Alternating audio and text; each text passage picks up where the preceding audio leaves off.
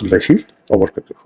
সম্মানিত দর্শক, শেখ হাসিনাকে বাংলাদেশের রাজনীতিতে ফেরাতে, আওয়ামী লীগকে আবার ক্ষমতায় বসানোর জন্য দিল্লির যে চাণক্য নীতি বা কূটকৌশল, এটির সর্বোচ্চ বাস্তবায়ন এই মুহূর্তে চলছে। তারা একদিকে বাংলাদেশে যে কনসুলেট অফিসগুলো রয়েছে, দূতাবাসগুলো রয়েছে, যেমন কলকাতাতে রয়েছে, আগরতলাতে রয়েছে, দিল্লিতে আছে দূতাবাস, আর অন্য অফিসগুলো কনসুলেট অফিস, তারপর মুম্বাইতে আছে। তো এই জায়গাগুলোতে খুবই পরিকল্পিতভাবে বিক্ষোভ করাচ্ছে, ভারতীয় নাগরিক যারা আছেন বিক্ষোভ করাচ্ছে, এবং সেখানে যারা উগ্রবাদী হিন্দু রয়েছেন তারা শত শত মানুষ একত্র হয়ে সেই বাংলাদেশ সরকারের জন্য, ডক্টর মোহাম্মদ ইউনূসের জন্য ভীষণ রকম বিব্রতকর এবং পরিস্থিতি, মানে অসম্মানজনক একটা পরিস্থিতি তারা তৈরি করে সেগুলো ইন্টারনেট প্রোটোকলের মাধ্যমে সারা দুনিয়াতে ছড়িয়ে দিচ্ছেন। এবং ডক্টর মোহাম্মদ ইউনূসকে নিয়ে আমরা বাংলাদেশে অনেকে সমালোচনা করি, কিন্তু তার সম্মান হানি হয়, মর্যাদাহানি হয়। এই ধরনের কাজ আমরা বাংলাদেশে এখন পর্যন্ত কেউ করিনি, কিন্তু দিল্লি এটা শুরু করে দিয়েছে, প্রচন্ডভাবে শুরু করে দিয়েছে, এবং এটি নিয়ে আমি আলাদা একটা ভিডিও করব। তো এটা বর্তমান যে সরকার, অন্তর্বর্তীকালীন সরকার, এটা খুব সিরিয়াসলি কগনিজেন্সি নিয়েছে। কগনিজেন্সি নিয়ে তারা কি করলো, ভারতীয়দের ভিসা বন্ধ করে দিয়েছে। আগরতলা অফিস, তারপরে দিল্লি অফিস, মুম্বাই অফিস, এই তিনটি অফিস থেকে ভিসা বন্ধ করা হচ্ছে, এবং অন্যান্য কনসুলেট অফিসগুলোও আলটিমেটলি ভিসা বন্ধ করে দিয়েছে বা দিবে। এই হলো অবস্থা। এটা ভারত কল্পনা করতে পারেনি। এর কারণ হলো তারা বর্তমান সরকারকে চাপে ফেলার জন্য এই কয়েকদিন আগে বাংলাদেশের যে ভিসা কার্যক্রম, ভারতীয় ভিসা সেন্টারে, সেটা তারা বন্ধ করে দিয়েছিল। কিন্তু এতে সরকার দমেনি। ফলে কি হলো, ভারত অনেকটা নাকে খত দিয়ে স্বেচ্ছা প্রণোদিত হয়ে সেই ভিসা সেন্টারটি চালু করেছে। এরপরে দিল্লিতে যে ঘটনাগুলো ঘটেছে, কলকাতাতে যে ঘটনা ঘটেছে, আগরতলাতে যে ঘটনাগুলো ঘটেছে, বাংলাদেশ কনসুলেট অফিসের সামনে বা দূতাবাসের সামনে, এগুলোর কড়া প্রতিবাদ, নজিরবিহীন প্রতিবাদ করেছে কূটনৈতিক পর্যায়ে বাংলাদেশ পররাষ্ট্র মন্ত্রণালয়ের পক্ষ থেকে। আর এই ঘটনার প্রেক্ষিতে যাকে বলা হয় ভারতীয় রাষ্ট্রদূতকে নজিরবিহীনভাবে ডেকে পাঠানো হয়েছিল। এবং আজকে যখন আমি এই ভিডিওটা করছি, আজকের এই দিনটিতে 23 তারিখে আবার ভারতের যে রাষ্ট্রদূত মিস্টার প্রণয় বর্মা, তাকে ডেকে পাঠানো হয়েছে। তো এত অল্প সময়ের মধ্যে পরপর দুইবার আমাদের মন্ত্রণালয়ে ভারতের রাষ্ট্রদূতকে ডেকে পাঠানো, এটি নজিরবিহীন ঘটনা এবং ভারতের জন্য ভীষণ রকম অবমাননাকর। তো সেই যে ভারতে যে অবমাননাকর পরিস্থিতি, সেই পরিস্থিতি একটার পর একটা ঘটনা ঘটে যাচ্ছে, যাকে বলা হয় যেখানে ভারতের নিয়ন্ত্রণ থাকছে না। সেটা কিভাবে? ধরুন, আমাদের ইতিমধ্যে আমরা সবাই জানি যে রাষ্ট্রীয় প্রোটোকলে ভারতের যারা এজেন্ট রয়েছেন বাংলাদেশে, তারা সরকারের অতি গুরুত্বপূর্ণ জায়গাতে বসবাস করেন বা সেখানে তারা আছেন। তো সেই ক্ষেত্রে এই মুহূর্তে সরকারের যে গুরুত্বপূর্ণ মন্ত্রণালয়গুলো রয়েছে, সেখানে ভারতের অনেক এজেন্ট আছে, এতে কোনো সন্দেহ নেই। আবার এর কাউন্টারে আমেরিকার এজেন্ট আছে, এর কাউন্টে আবার পাকিস্তানের এজেন্ট আছে। অতি সম্প্রতি সরকারের যে একটি গুরুত্বপূর্ণ মন্ত্রণালয়, সেই মন্ত্রণালয়ের উপদেষ্টা পরিবর্তন হয়ে গেল স্বরাষ্ট্র মন্ত্রণালয়, এবং সেই স্বরাষ্ট্র মন্ত্রণালয় পরিবর্তিত হওয়ার ফলে সেখানে নতুন যিনি আসবেন, তিনি মূলত আমেরিকান লবির মানুষ। আর আগে যিনি ছিলেন, তিনি মূলত বাংলাদেশের যে সেনাবাহিনী, ক্যান্টনমেন্ট, এই লবির মানুষ। ফলে এখানে একটা মানে কি হলো, মানে আগে যারা ছিল তিনি কি আমেরিকার লোক ছিলেন, না ভারতের লোক ছিলেন, নাকি ক্যান্টনমেন্টের লোক ছিলেন? আর যিনি আসলেন তিনি কার লোক হবেন? এবং নির্বাচনের এই সময়টাতে স্বরাষ্ট্র মন্ত্রণালয়ে এই পরিবর্তন নিয়ে যে কথা শুনছি, এখানে ভারতের একটা বিরাট চাণক্য নীতি আছে।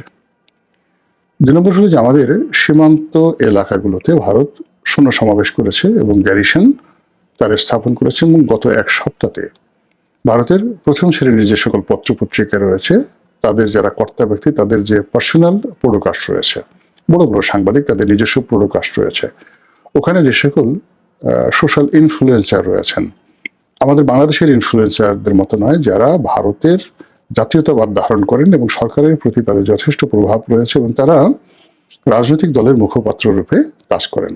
পত্রপত্রিকা যেই জিনিসগুলো সরাসরি লিখতে পারেন না সেগুলো তারা তাদের নিজস্ব ইউটিউব চ্যানেলে সেটা প্রচার করেন। তো এরকম কিছু পডকাস্টে আমি দেখলাম যে ভারতের পক্ষ থেকে এই সকল যারা ইনফ্লুয়েন্সার রয়েছেন তারা একটি যুদ্ধের স্বপ্ন দেখছেন।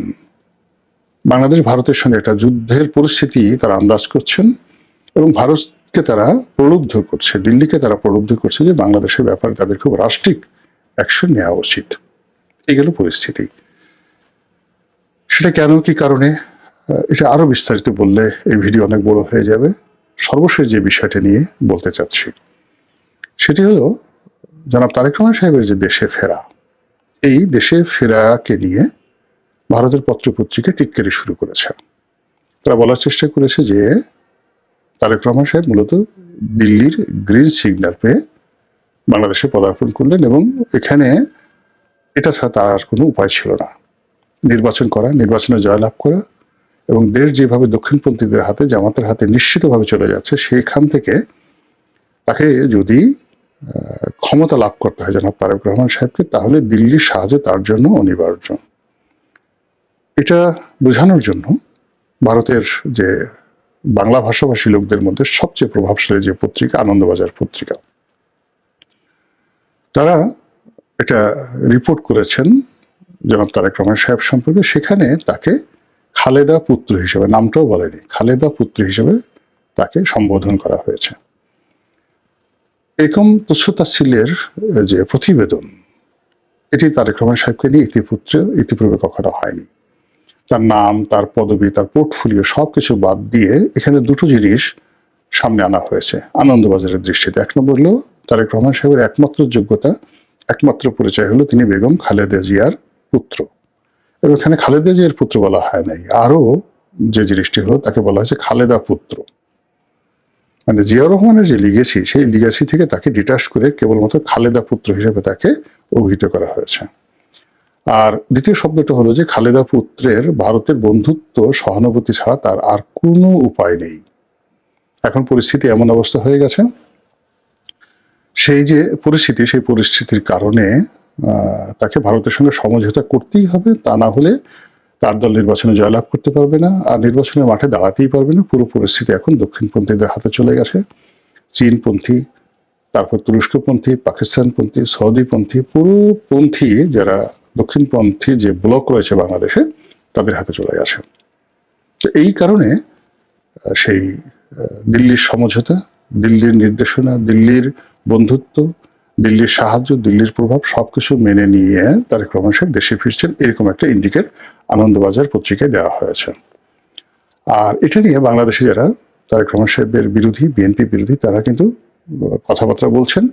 আর দেখলাম যে কিছু ইনফ্লুয়েন্সার রয়েছেন বা কন্টেন্ট ক্রিয়েটার রয়েছেন, তারা নিরপেক্ষ বক্তব্য দিয়ে ভারতের যে আনন্দবাজার তাদের সমালোচনা করেছে, কিন্তু তারেক রহমান সাহেবের পক্ষে কোনো ন্যারেটিভ তৈরি করেনি। আর তারেক রহমান সাহেবের যে মিডিয়া সেল রয়েছে বা বিএনপি মিডিয়া সেল রয়েছে বা তাদের যারা টেলিভিশনে যান, বক্তব্য দেন, এই বিষয়টা তারা কগনিজেন্সি নেননি। এটা যে একটা ন্যারেটিভ এবং এটা যে বাংলাদেশ ভারত সম্পর্ক, বাংলাদেশের সাথে বিএনপির সম্পর্ক, আগামী নির্বাচনের সাথে বিএনপির সম্পর্ক, এটা যে একটা গুরুত্বপূর্ণ ভূমিকা পালন করে, এটা তারা বুঝতেই পারেনি। গেল এক।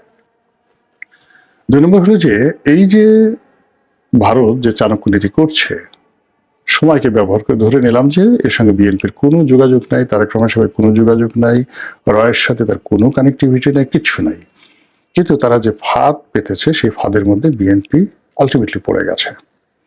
এখন এই যে বদনামগুলো ছড়ানো হচ্ছে যে ভারতের সাথে বিএনপির একটা সমঝোতা হয়ে গেছে, ভারতের সঙ্গে, দিল্লির সঙ্গে, মোদির সঙ্গে জনাব তারেক রহমান সাহেবের একটা সম্পর্ক হয়ে গেছে, তার প্রেক্ষিতে তিনি এখন বাংলাদেশে আসছেন, এর যে বিরুদ্ধ যে মতবাদটি এখন পর্যন্ত বিএনপির পক্ষ থেকে বলাই হয়নি।